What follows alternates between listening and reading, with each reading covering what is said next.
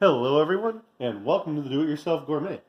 Today, we've got ourselves a young turkey, and it was in the package, so it's somewhat processed. We didn't go out and hunt the turkey ourselves and break it down.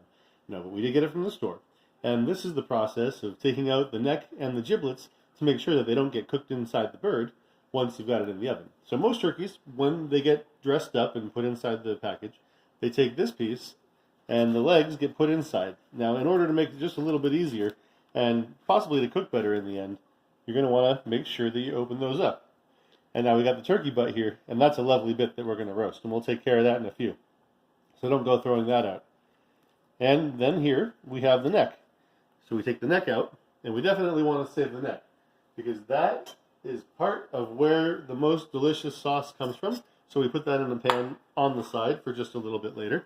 Check to see if there's anything else inside, which there is not. And now we flip it around, because the hidden spot here on most packaged turkeys from the store as it is, you see here, you lift up the neck flap and you've got yourself the giblets. Oh, and make sure that the liquid doesn't splash out on you, because sometimes that will do it.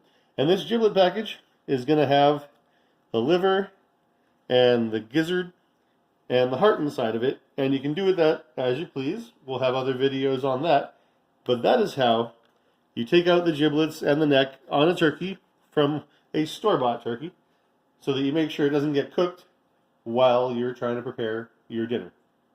Do-it-yourself gourmet. This has been a quick one. Follow up with the rest on how to cook a Thanksgiving turkey bird or a turkey bird any day of the day, any time of the day.